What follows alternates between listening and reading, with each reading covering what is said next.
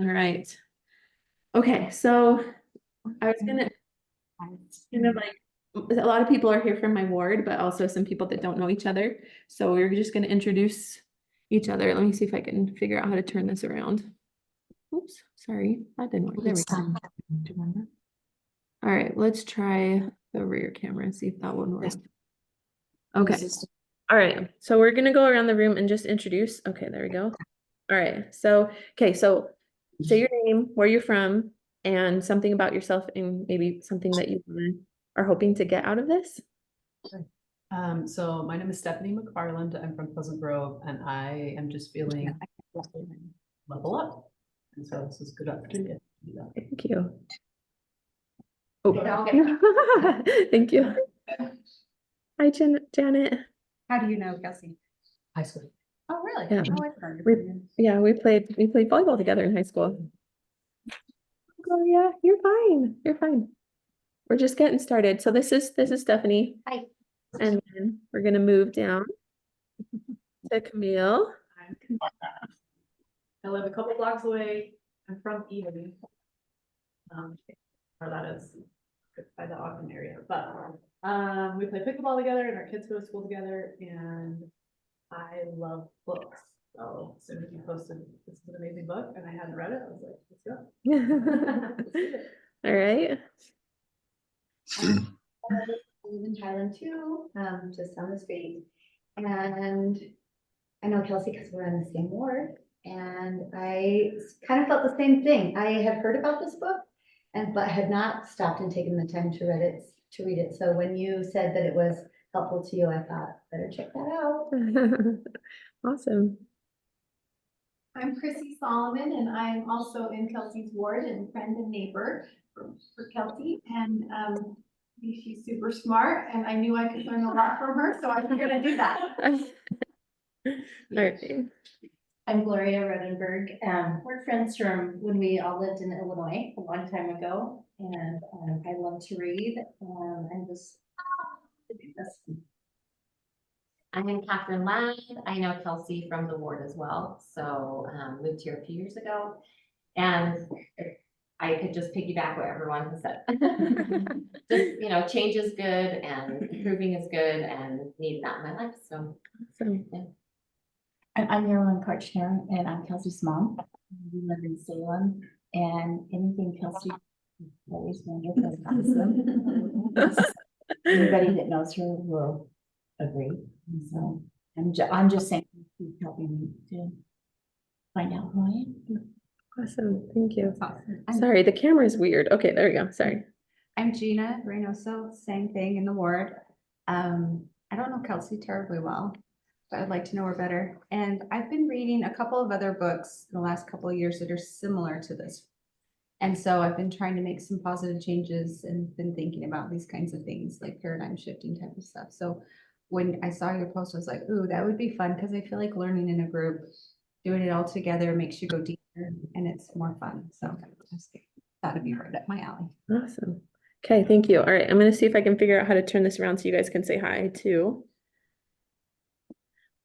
All right.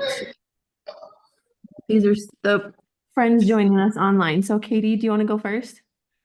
Sure. I'm Katie Madison. I live in Henderson, Nevada. And Kelsey was in my ward before she moved to Utah. So, and homeschooled our kids together. And I like personal development. So when she posted these, I was like, I haven't read those books, but I'm familiar with Bob Proctor and I know who the prophet is. So yeah, let's mash those together and see where it goes. And group learning, also fun. So awesome. Okay, thank you. Marie, do you want to go? Maria, sorry. Oh, you're fine. I am, we were saying our names. I'm Maria Miller, and I'm in Mississippi, and I'm in this beautiful book club with all you wonderful ladies because of my friend Steph, who invited me. I've been talking with her on Marco Polo, and I'm trying to do a lot of big paradigm shifts in my life. I'm going to a therapist. I'm trying to get through my depression and all of the stuff with my family. And so I was like, this book, yes, I want to read it and find out about it. And I'd love to talk about it with other people and get different perspectives. So that's why I'm here. Okay, Janet, you are still muted. If you could unmute. Yeah, hi, I'm Jan. I met Kelsey through pickleball. I see Camille.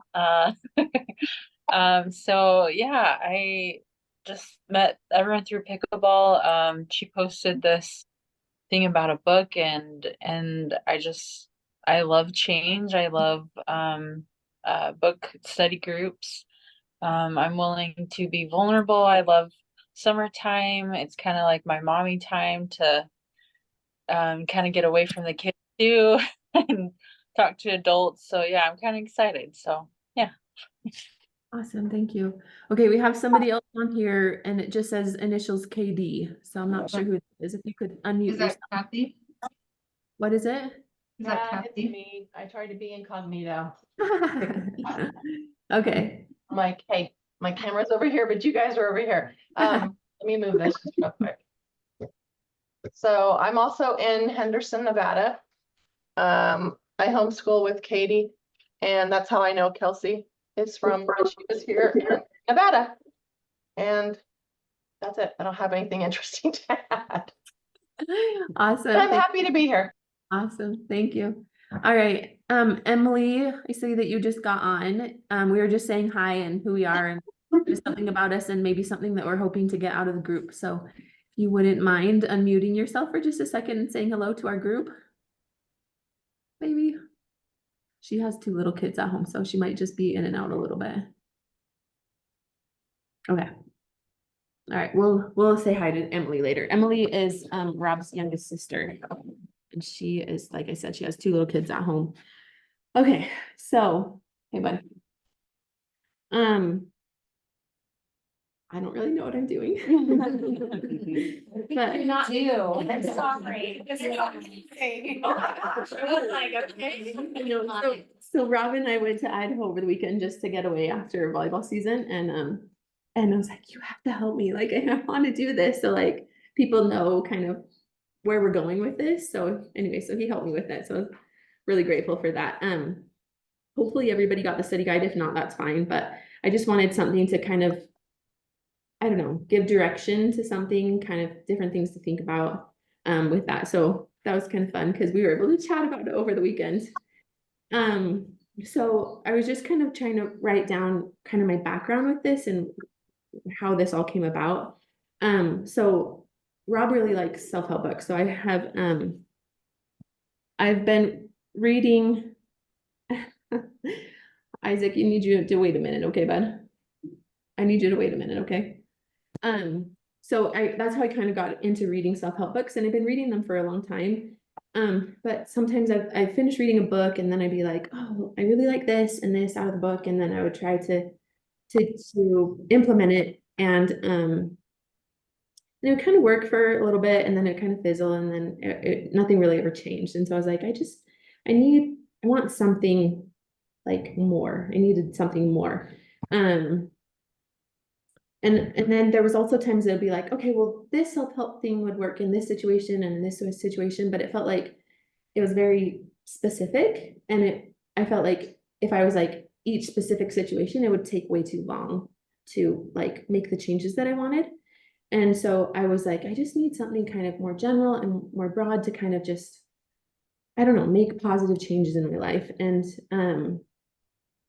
like last year about this time, I just felt really stuck. I just didn't really feel good in my own skin. I just didn't feel like I was going anywhere. I was like, John's starting kindergarten. I'm going to have all this time. I don't really know what I'm going to do. And so I was like, I needed something. So this friend isn't here, but I'm hoping she'll come to one of the meetings later. But she mentioned, at one of our book clubs, she's like, I've never really struggled with confidence. She's like, I see these women and they're very talented, they're very smart, and they just struggle with confidence. And after that, I just kept thinking about it. And I was like, I know I'm a good person. I know I have stuff to offer, but I don't feel it. Like, I don't feel like, I don't know. It was just, it was just a lot of negativity. And so I was like, I know I'm a good person. Like, I try to follow Jesus Christ, why don't I feel like I can give stuff to other people? And that was kind of what I've been thinking about for a while. So I somehow, I can't even remember how I stumbled onto the book. And like the first two things that stuck out in my mind, if you do have your book, you can open to it. If not, it's totally fine. On the first chapter, page 1, it says it starts changing your paradigm. I was just gonna read that really quick. It says, changing your paradigm takes a committed decision because it goes in the opposite direction of nearly everything we've been taught. We go to school, we take a book and read it, ask questions on the material, and then go on to another book. The truth is, we can't possibly understand the contents of the book this way. Reading something once and moving on is not going to do it. Our paradigm was built through repetition, constant spaced repetition, and that's the way it's going to be changed. And like right away, I was like, of course, like all of these self-help, there's tons of good self-help books that I've read before that like I think would make good changes. I just would read it once and then be like, okay, well, that's great. I should try this. And so once it was like, you have to read it again, you have to study, you have to keep doing it in order for it to actually change. And because, we think things and then it just, at least for me, I just kind of forget because it's not something that I'm doing on a regular basis. And then the other thing that really stuck out to me was, it's on page 12. This is probably my favorite paragraph of the whole book. Good. Yeah. Yeah. So, okay. So, it starts our spiritual DNA. So it's on page 12. Our spiritual DNA is perfect. There's perfection within every one of us, and that perfection seeks to express itself within and through us. Spirit is always for expansion and for expression. Oh yeah. Okay. So like as soon as I read that, I like the best way I can explain it is like my heart started singing. I was like, yes, like I want to express myself. My spirit wants to expand and grow. In the church, we say progress or progression. And so it was just like, yes, this is what I need. So that was in October of last year. And I just kept listening to it and got the book. And so I started marking everything up and wanted to remember all of these things. And, it kind of took me a while to realize that the words are different, but it's all the principles that were taught at church. And I was just like, oh my gosh. And it was just the kind of like another kind of witness to support all of these truths that were taught at church, but just in different words. It was like, Heavenly Father is so willing to share truth with us, whatever religion we are. If people are seeking truth, Heavenly Father's going to share it. It's going to sound a little different, but like the underlying foundation is just the same. And I thought that was really cool. So that was kind of the beginning of my kind of journey with this book and with Heart of the Matter and kind of making, positive changes in my internal dialogue with myself. That was kind of the big start to that for me. So I was wondering maybe if we could just kind of first impressions of the book. What do you guys think? You pulled out the two things I really I love those two things Yeah, as well. pulled out this, yeah. I thought it was really interesting, but my friend about a year ago said, what's your purpose in life? What's your purpose?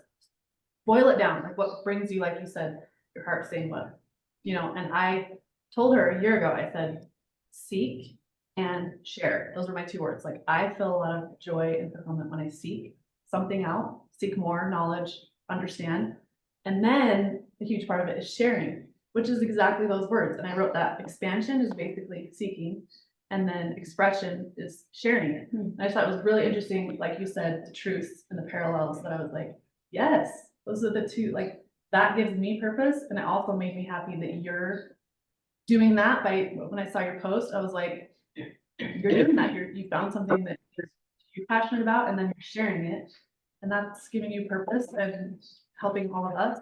And then this on page 13, I highlighted it and I think it's what you're doing and what I feel called to do too is bringing more of yourself to the party. Yeah. I love that sentence Cause I like hold back and I like, no, I don't have anything important to say, or it's not right, but I was like, no, part of the expansion and expression is knowing that it's doing more, bringing more of yourself to the party. I just really love that. Yeah. So. Thank you. All right, Katie, I saw you raise your hand for a second. Did you have something you wanted to share?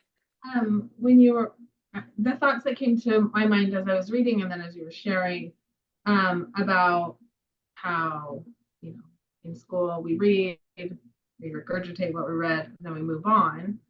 And, you know, there are a lot of books that come into our lives, but that's fine. But recognizing the process that Bob Proctor took in trying to figure out, like, wait, how am I successful? Like, I am successful, but now I'd like to figure out how. It's not to say that like you couldn't read a book like this or any other self-development book and not make changes, but if you can't also stop and express, like I liked that expansion and expression, express what you took from that information, how it changed you, because you're not everything's going to apply to each one of us the same, right? And so if we can recognize, like, this is important to me, I'm going to take this information and this is what I'm going to do with it, and I'm going to come back and reevaluate, am I applying that in the way that I want to, and am I gaining what I want from it? I think that's the element that sometimes we're missing out on, is not that stuff can't change us, because it will, but then we just, like, it's almost like you're just doing it without the recognition of where it came from, right? So I like the idea of taking the time to actually track and discover what those changes are, what is important to you, and make it intentional. Thank you. I like that a lot. Awesome. Thanks, Katie. All right, if you guys, oh, I see Janet. Thank you. Did you raise your hand? Perfect. Okay. Turn that back around. Yeah, sorry. I loved what Camille said about sharing. I love that Kelsey is doing that. Like you said, she sought something out. She found something that was passionate to her, and then she wanted to share. I think that's so special. I love that you shared that. And then I loved how you talked about Bob's Proctor, going back and seeing how he became successful and being able to express that, explain that. I struggle doing that, explaining and expressing myself or my processes. And so also I wanted to be a little vulnerable. I liked how in the guide it talked about goals. And so buying a house, getting fit, having another child, and then getting back to the temple and strengthening my testimony really is my goals this summer. So, and year really. So yeah. Awesome. Thanks for sharing your goals. Is everyone in this group LDS? I think so. Is Maria? I think everybody's. Some things are Okay. so, like, gospel centered, but. It I is, just wanna- yeah. I think so. Is everybody members of the church? Just want to double check. Okay. Yeah. That Yeah. was kind of, that is very gospel centered. So that's a good question. A couple things stood out to me. One was I'm kind of in a transition period in my life too. Like you said, John went to kindergarten. Well, now I'm an empty nester, and we moved here, and my husband's gone traveling and doing his career, and I'm just like floundering, like, what's my purpose in life? And a couple things really stood out to me, and that one was becoming aware of my paradigm, like all the truths that I think are just universal truths really are just things that I grew up with and things I was taught and things I've been exposed to. And so that to me is really intriguing, like figuring out which beliefs are just from my upbringing and which are actually eternal laws, like what are the gospel laws? Yeah. What are the doctrinal laws? Yeah. So that really stood out to me. The repetition really stood out to me. And like you said, you read one book and you go, oh, that's so awesome. I'm not going to drink dairy anymore. And then you do it for like a day and you forget. You kind of move on, or whatever. Yeah.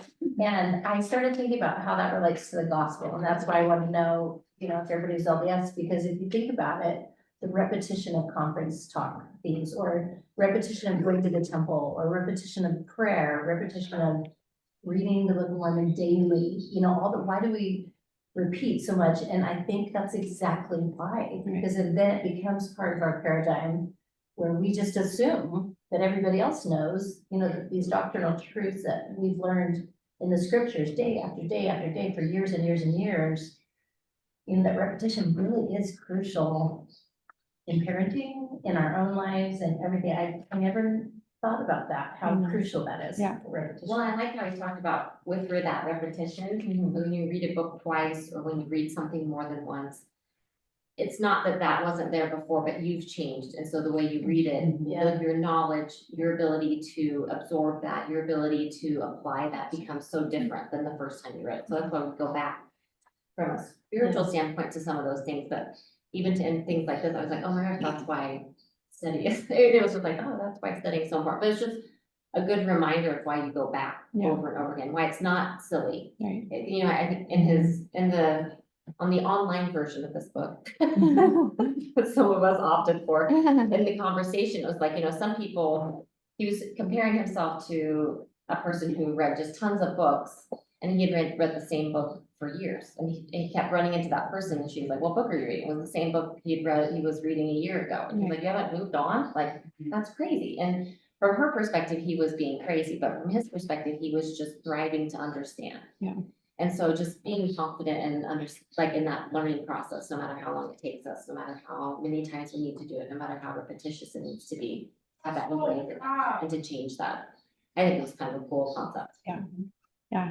Now that I'm thinking about line upon line, precept upon precept, it sounds now that this is my paradigm, the repetition, it sounds like repetition because it's just building on each other so that there's change happening, there's growth happening.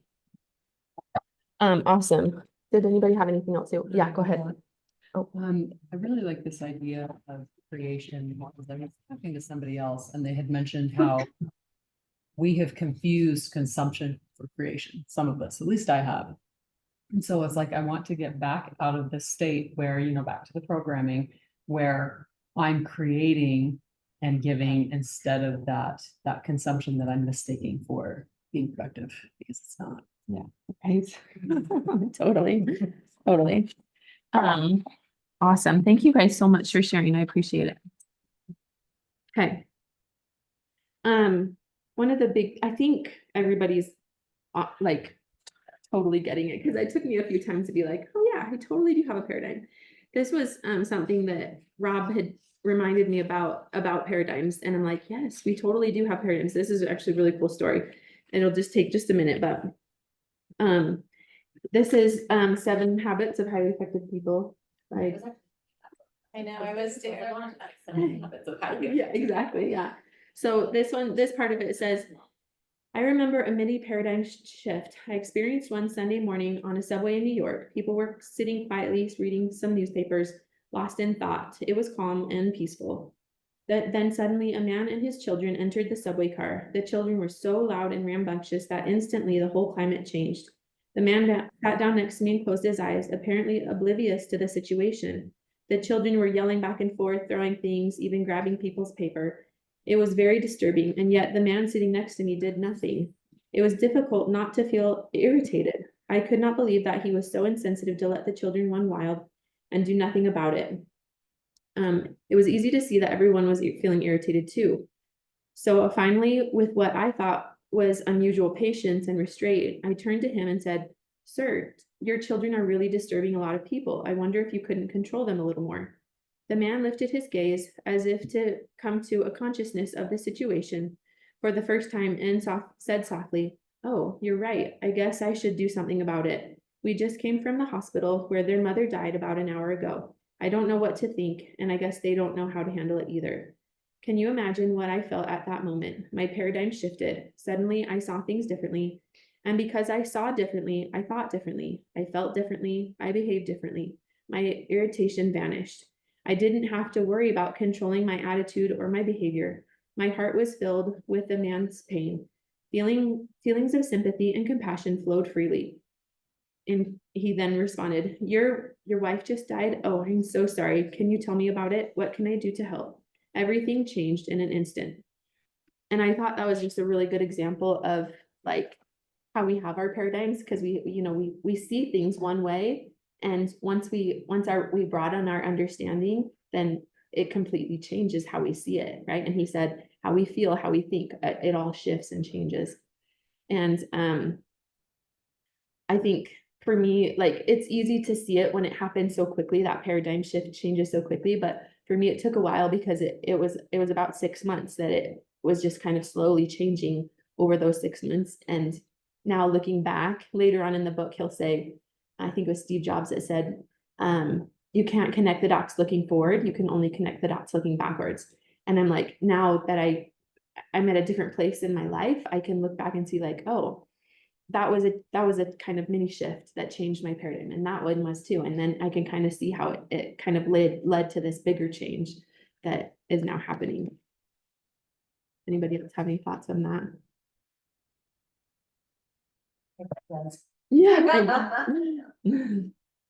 I was just saying, I'm sorry to talk again. I bet that story just reminded me. So I grew up in Southern California, and you know, when you drive in LA in that area, it's just like crazy, and you don't look anyone in the eye. It's just a big thing. It was whenever you moved to Kentucky, small town Kentucky. I'm driving on this farm road, and this car was driving me insane. Like this speeding, was going slow, was doing all this stuff, and I'm like, I'm going to kill him. Like I just can't take this. Like, so I went past him. And it was this little old man, and he's just like this little cute farmer guy, and he goes, like all sweet, and it was just like my whole, and I realized my upbringing in Southern California made me have a certain perspective, like, he's a jerk, he's doing this on purpose, I'm going to kill him, and then an immediate switch, like, I'm in a different place, these people are not allowed to kill me, you know, like, but how in one instant, your whole paradigm, like how you look perceive people can change so fast. Yeah, it was a life changer for me. Yeah, for sure. I think it's interesting that sometimes we get stuck in our own little place, our own world and our comfort area. And it's when things throw us out of that comfort area. And lately I've been really trying to think of, like, whole world, like look at what would it be like to live somewhere completely different with different people surrounding me, and the idea of like a global church, why we have a global church and how it affects everybody and how everyone's different in their culture, in where they live. And I think sometimes we have to just get outside of ourselves a little bit, get outside of our skin, outside of our life, think of what it might be like to be someone else in their life, and then we kind of have a little bigger picture, and we're maybe able to see where we need to shift or where we want to shift. Where sometimes we're just kind of closed in to our own world and our own problems. Totally agree. That's awesome. Thank you. That actually leads right into the next thing I wanted to say. Perfectly. Okay, that is just perfect, because another big thing for me was how he says awareness is key. And that was huge over the last 6 months. He keeps talking about the higher faculties, and in church we talk about like godlike attributes. Sorry. There we go. Where are you on our study? It says on, oh, sorry. I wasn't following this That's very. totally fine, but I'm trying to follow along with it. Yeah, let me see if I can find. So I just. Oh, yeah, okay, so on the third, I promise I have my phone. on the third page of the study guide, in the middle, it says awareness is key. Okay. So when he talks about the higher faculties, like at church, we talk about God-given attributes or Christ-like attributes, right? So that's what I was linking those two. But let's see, see if I remember where he said those. I don't even know which. Okay. So he talks about intuition, perception, but I'm trying to remember some of the other ones he said. But as I was thinking about those and those higher faculties or Christ-like attributes, then I was like, yes, we teach, I'm a child of God, I'm a daughter of God, and we have all of these things that we're made in Heavenly Father's image. And it's just like the different words again. It's the same teachings, just different words. And as I realized, as I kept hearing the repetition, it kept growing in my heart that I have all of these things that Heavenly Father's, these attributes that Heavenly Father's given to me, and it just helped me gain more confidence. And being aware of those and recognizing them brings understanding, and then for me, it brought confidence. And that was kind of where it was kind of that more broad or general mind shift for me, rather than, well, like I said at the beginning, if I do this in this situation, it will get better. If I do this in this situation, it will get better. But that more general understanding and awareness just kind of, I don't know, it just kind of broadened the perspective, made us see bigger, made me see bigger, so that like all of those little things didn't seem quite as big of a deal, if that makes sense. Kelsey, Yeah. I feel like adding on to that, it's that concept of acting or being acted upon, right? So when you're able to recognize where that came from, build that confidence, you can choose to keep doing it. Whereas even if you make the changes, if you don't recognize where it's coming from, then you might choose without even knowing to stop doing it because you didn't know why you started to begin with, or had the intention to keep going. So I think it gives you the confidence to act and keep up with something that you are noticing is giving you that confidence and giving you the abilities. Yeah, for sure. Yeah, the gratitude and the, recognizing where those things are coming from is definitely key. For sure. Thank you. Jumping ahead, because I did jump ahead. And then did you listen to more? More chapters, I can't remember where this was in the chapters. But like where he talks about writing things down in the morning, like he kind of talks about putting down his goals every morning. He writes the same thing, or like the same 8 sentences down every single morning. And I was talking to actually one of my sons about this, like he has a specific goal. I'm like, you need to write that goal down every single morning. Then I was thinking, oh, I have some goals I should write down. But I'll use him as an example because it's easier. But I was like, if you write your goal down every morning, like this is what you want to accomplish, like in high school or in college, then everything you do that day has more purpose. Like everything if you do speed and agility, you're going to be more focused because you're thinking about your goal instead of just like, I have to check off my speed and agility box. Does that make sense? Yeah, You know what I mean? for Like, sure. so for me, like when he was saying that, I was like, yeah, when we set our goals and our intentions early in the morning, he said he wakes up at 5:30, but like writing them down every day, then it's like everything you do then becomes much more intentional. You become much more aware of why you're doing something, and the energy and commitment level increases because there's more of a focus on the purpose. Exactly. So for me, that was kind of a good connection to not just mindlessly checking boxes. Not that I'm not doing it because I want to do it, but sometimes, I need to do this. I am a box checker. So I'm like, I like to check my list of things to do and then cross them off and then I move to the next thing. But understanding why or understanding the purpose behind it, I think is gonna be more meaningful to getting you to an end goal than just checking a box each day. For sure. Anyways. Yeah. And I have to add to that, as you write down your goals that morning, then you can turn to the Lord and ask for Yeah. your prayer. Yeah. I think that's important. Yeah. Because you have it in writing, but then you also have it in your heart. Yeah. And that helps you to change that. That's perfect. And add to it. Awesome. Thank you guys so much. All right. Sorry, I'm not really sure how to do this Zoom stuff. Okay. All right.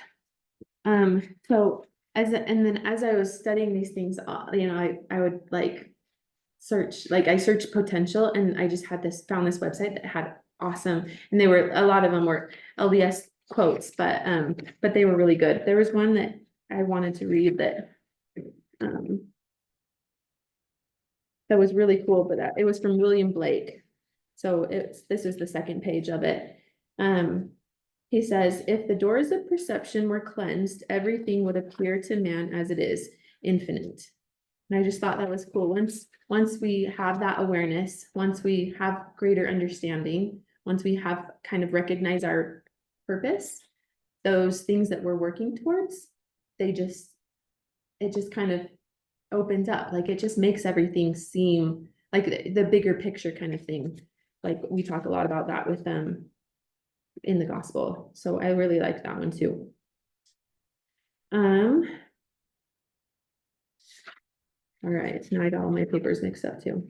Yeah, so I think just the things that are really big takeaways from this is the repetition from the chapter 1, awareness, which leads to understanding, and then just recognizing like we have so many awesome gifts that Heavenly Father's given to us, and as members of the church too, with the temple and being endowed with power. We talk about that a lot, how we're recognizing as women in our callings and in the temple and in our homes, we still have the priesthood power, even though we don't hold the priesthood, we have access to priesthood power all day, every day, especially with the temple. And I think those things are so amazing to recognize that we have power that we have access to. We just need to be aware of it and take those opportunities to use it. Does anybody, sometimes I forget, does anybody have anything that they want to share? Just raise your hand if you do. Yes, I do. Okay, perfect. Because you were on page 10, talking about the higher faculties. And you said it a couple times, once you know what you have in you, you have more confidence, right? So I even put stars by that on page 11 because I love it so much. What page? The bottom of page 11. Hey, she said the bottom of page 11.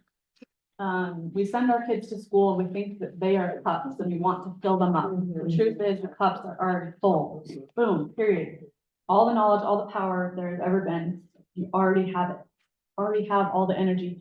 To me, that was so huge because a lot of my goals with reading, like I read way too many books. What I've done in the last 2 days with reading this is like, I'm gonna stop my goal of like 100 books a year. Because that's like always seeking new insights, right? But what this is doing is shifting me back to, no, I have it all. My cup's already full. I already have all the knowledge and the power that you will ever need. And that knowledge alone will give you the confidence, you know, to not always be seeking and like external, that it's already Like in you you. don't It's have enough. internal. Yeah. Yeah. And that goes with, when you do on page 3, where you say, what are the paradigms that bring you down? I think that goes with, well, so I wrote down the paradigms that bring me down, the things like I can't rely on others, or I don't have enough energy, or I'll be judged. All of those things go against thinking that knowing that you're already full, you're already enough, you're already, you know what I mean? I So that love was across huge. like the page, when you turn it, what you said, that's what I love. When you've got a desire, you've got the energy to do it.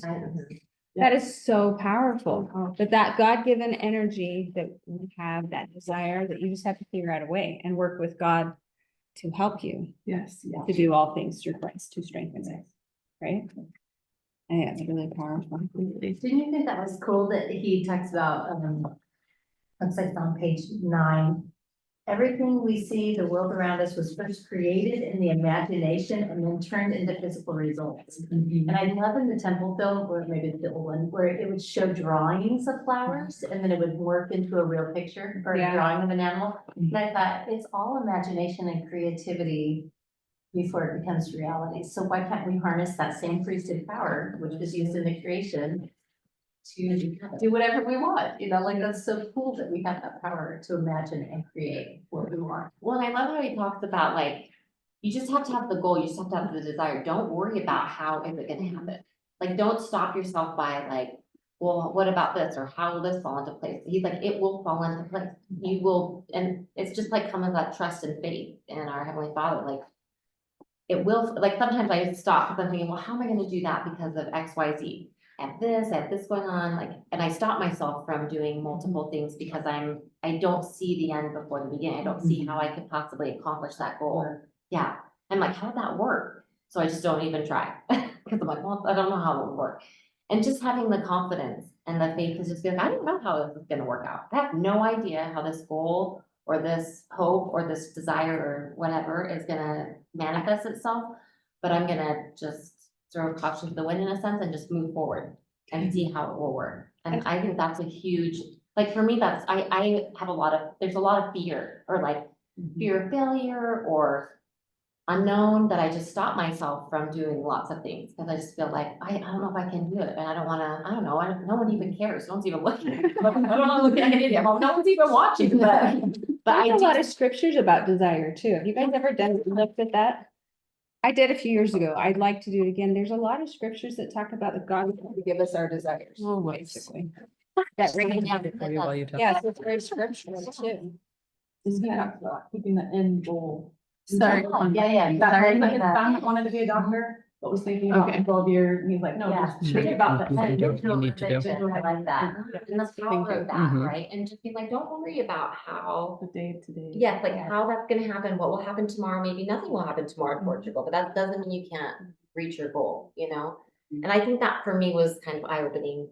I don't know if anyone else Well, felt when you that. said that and you like the fear and I can't do that, and that's what really hit me about the paradigm thing. It's like Yes. all these years I've been telling myself, oh, I can't do that because I'm a stay-at-home mom and blah, blah, blah, blah, or whatever. And that's just the paradigm that we created for ourselves, or I don't know, but in reality, I can do whatever I want. Like, who's stopping me from doing that? Yeah. Myself. Yeah. It's so silly, Yeah. but interesting. Visualization. So this was from one of those quotes that I found online. And I was like, this is the coolest book, actually. This is Teachings from President Howard W. Hunter. And this like perfectly goes with the whole book. It says, a noble character, oh, sorry, he's talking about a man's mind. He says, a noble character is not a thing of chance, but is the result of continued effort in right thinking. Man is made or unmade by himself. He fashions the tools with which he builds mansions of joy and happiness for himself, or he forges the weapons by which he destroys himself. As a being of power, intelligence, and the master of his own thoughts, a man holds the key to every situation to make his life what he chooses it to be. When he discovers the divine power within his soul, he can lead his life to a godlike nature. Sorry. No, thank you. Thanks, Parker. He can lead his life to a godlike nature. If one dreams lofty dreams, so shall he become. What? There is magic in the way one thinks. If we expect the worst, we will get the worst. If we expect the best, we will receive the best. If we train our minds to have faith in God and ourselves, we are using one of the great laws of life. And this is kind of goes with what Catherine was saying. We don't know how it's going to happen. If we think and live righteously, happiness will find its place in our lives.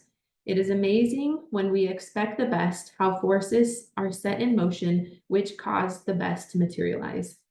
And I just think it's so cool because once we direct our thoughts, once we direct our purpose in a way, like we said, it just falls into place. And I think it's just so cool because there's so many possibilities that we have. We really can do whatever we want and things will just happen. It will just kind of fall into place and things will come about. Anyway, I just thought that was really cool to find like quotes from the prophets that are like, it happens. It will work itself out. So anyway, thoughts. When did that book come out? This is an old book. I don't know. It's one of his teachings. Yeah, this one was reprinted in 2002. This first was 1997. But I just found that online, that quote, a bunch of church quotes, and that this was actually, there was one that just under it that was on the website, and then I got it and I was like, this is so good. I'm like, Yeah. all of these things, I'm like, exactly what I need. Anyway, they just all come to you, right, when you need it. All right, so that was kind of like the just like really cool, exciting quote that I was like, I just wanted because that one wasn't in any of the readings, but I just really, really love that quote. So yeah, any other Any chance you could screenshot that? and Yeah, I mix would it love up? that. Yeah, I'd like to really good. Yeah. Yeah, But for even sure. like, because it kind of goes back to, I think even Proctor talked about like Newton's laws. And unfortunately, I think I've read like 30 books in a year.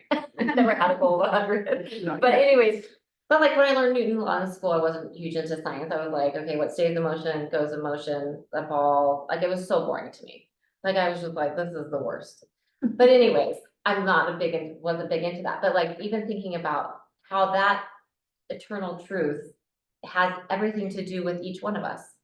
And like, as we kind of stay in motion, as we put forth more effort, more energy, more like awareness, like that stays in motion and it's just perpetual. And I thought that was a really cool concept for me to like kind of connect the dot from something a long time ago that I didn't find any interest in as a child to like how much that has relevance to my life. For sure. I like that a lot. Thank you. I liked how he said in there about raising your vibration. Was that the first chapter? Yeah. But he kind of just touched on it, right? But I've read about it and For that. Yeah. so I that's a don't concept remember that, that part of the movie. I skipped over that. I'll find it. yeah, and it's a concept that I've heard about other, like I've read other places. Yeah. So I just think that that concept is really life-changing. So do you? So say a little bit more about that. So the 'cause idea of Tamara- raising your vibration is everything has a vibration. And if you eat junk food, it has a certain little vibration, right? If you eat like healthy, vibrant food, it's gonna help you be healthy, vibrant. If you're they say gratitude is one of the best ways to raise your vibration. So he just talks about that, like influencing your life by having a higher vibration. Yeah, you can't attract something you're not in harmony with. If a person is poor and they have no money and they're thinking they're gonna get rich, all they'll ever do is remain in poverty. They're in a poverty vibration. When they understand that and change it, there's a different world and then they're playing a different game. We live in Yeah. an ocean of emotion. Anyway, Yeah. that page. is really good. Well, and it goes along, so I was reading the Come Follow Me for the week, and the last scripture I read last night said, pray without ceasing and be thankful in all things. Like, hello, that would raise your vibration all day long. So it's just interesting, like, I love the gospel aspects when it goes, like, I feel like moms were kind of the vibration people of the family, like the heart of the home, where if we're down and sad and frustrated, the whole family is, but we can really have the power to really lift everyone up, help everyone to be a higher vibration. Yeah, I do like that a lot. Thank you so much. No, thank you. I just wanted to ask one more question. So I put a question mark by it and it talks about, what did I just see what? The magic word. Attitude. I know. Oh, here it is by Earl Nightingale, this essay. Attitudes of the magic word. It's on page 19. Yeah. And it's like, did anybody read that or? So Get a hold of it? I listened to it several times, so Is it you good? I can send you, they made it in video form, so I can send the link for that. But he just talks about attitude and how your attitude, like the vibration that you're putting out just affects you and affects the people around you. And it's really good. So I can send out the link for that too. So that was one of the big people that he also listened to besides that book, Think and Grow Rich by Napoleon Hill. Then he started also listening to Earl Nightingale. So it's a really good one too. So, yeah. Yeah, no. Do you want to see if anybody else has anything they want to add? Let's see. All right. That beach boy song in my head. All right. Thank you guys for joining us. If you guys have anything else to add, you guys can raise your hand, but that's all I have for today. Thanks, now that'll be in my head. So thank you guys. Hey. Thank you. Hey, thank you guys so much. And then I don't know how the video works for this, but I'll try to send that out for people that weren't able to come or would like to review or whatever. I'll send that out with next week's study guide too, so. On that quote by. And and I'll send the quote, Yeah. I'll send that quote from President Hunter, and I'll also send the link for the magic word by Earl Nightingale. They have like I said, they turned it into a video, but it's him, Earl Nightingale speaking. It was a recording that they then turned into a YouTube video. Like they hit the. Anyway, awesome. Thank you guys so much. I think you're talking the way they talk. Yeah, it does a little bit, but I like it.